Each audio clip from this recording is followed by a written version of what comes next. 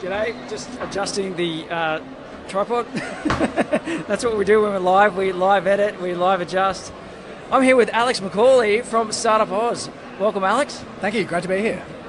Alex, obviously we're at Myriad Live in Brisbane at the Powerhouse, and unfortunately things are going to be delayed today, so we're almost ready to, I don't know, what are you going to do? You're going to go home? I think we're going to try and get back to the city, but I don't know if there'll be any Ubers because everybody's leaving at once. So I hear buses are on the way. Yeah, right. I don't know if I'll be able to fit everybody in my truck, so yeah, maybe everyone's just going to hang out here. I don't know. Yeah, there's lots of great conversations going on around the place at the moment, actually, and a big part of this stuff is meeting people, having conversations in the margins. So I think people are taking advantage of that while they can. What's one of the most amazing conversations you've had so far that you can share?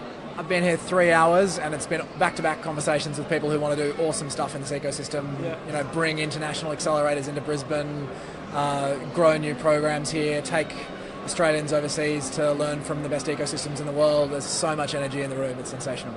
Excellent. And so, tell us a bit about StartupAus. What does StartupAus do? Yeah, sure. So, StartupAus is Australia's national advocacy group for startups.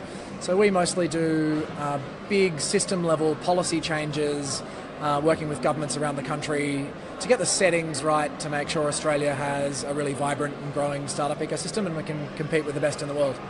Cool. So how is our startup ecosystem faring? Or are we a red, amber or green light at the moment? Yeah, I think we're amber. I think that's probably a good way to put it. We've done some really good stuff over the last few years. Probably starting with the big push from the federal government in 2015 with the National Innovation and Science Agenda. And then really building across around the states, including and probably led by Queensland, where the government's just really gotten behind startup and technology stuff in a really big way. I actually just had a chat with the Minister, Leanne Enoch, down here. She's here supporting personally. She's been a big personal advocate for this here in Queensland, and it's showing fruit. I think Brisbane's one of the really exciting ecosystems in the country. Yeah, absolutely. And so on that, when everyone is talking about, this is happening in Queensland, this is happening in New South Wales. There's a bit of rivalry, isn't there?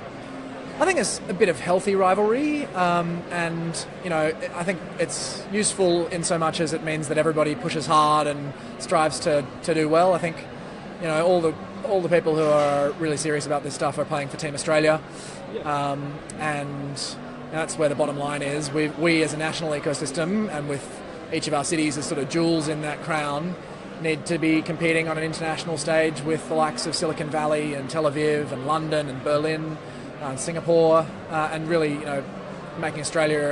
stamping Australia's place on the map. Yeah. Awesome.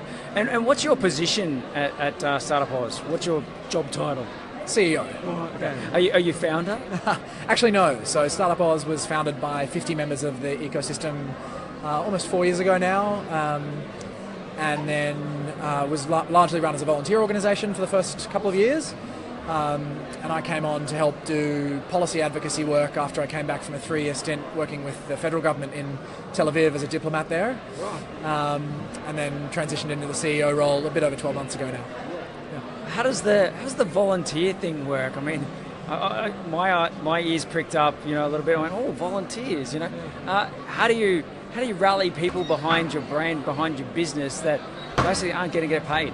Yeah, well, I mean, it's a not-for-profit for starters, so I think that helps.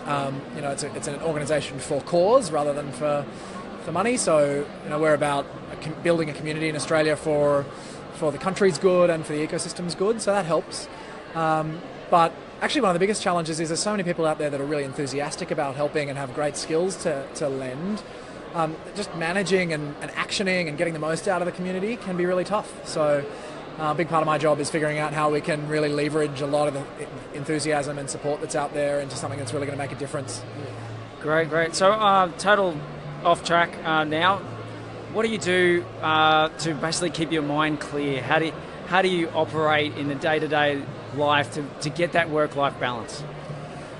Take the dog for a walk in the morning. I think it's really important to do dedicated leisure activities. I've really actually amped up my computer games playing, which I'd given up a few years ago and really got back into it. I bought a PlayStation and said, you're just going to sit down, get into it again and enjoy it. So no more walking the dog, or yeah, walk the dog in the morning. Make sure you have have something that's dedicated leisure in the evening, whether it's just a glass of wine and a book, or a nice dinner, or a PlayStation game or something, just to make sure that it's not all work all the time. Yeah. And so you don't have kids to distract you then? I think that... No, I've got a Great Dane puppy, which, I mean, it's hard work, so... Yes, a Great Dane puppy would be. I hope you don't live in an apartment. Do you live No, we've got a little terrace, which is still smallish, but actually they make great house dogs, Great Danes. Yeah. Only modest exercise, curl up nicely. We'll see how we go. That's what I'm told. Beautiful. And if I had to ask, where is your favourite beach in the world? Oh, I'd love to say a beach here in Queensland, but I'm a Bondi boy from Sydney. I was a surf lifesaver at Bondi Beach for a few years, so I got to say Bondi. I lived in Tel Aviv for a few years. They got some great beaches there too, and a lot of startups. But if you want the beach startup mix, Tel Aviv, Sydney, Brisbane, and actually some great places on the Sunshine Coast, the Gold Coast, and in Byron Bay. So if you haven't checked out some startup hubs in those towns not so far from Brisbane, that is well worth a look. Man, we've really got it. You rattled off Tel Aviv as the only international place, and we had the rest. So that's fantastic. Well, no one does beaches like Australia. Beautiful. Thanks very much for listening, guys. We've met Alex McCauley from StartupAus, and stay tuned. We'll have more coming to you real soon.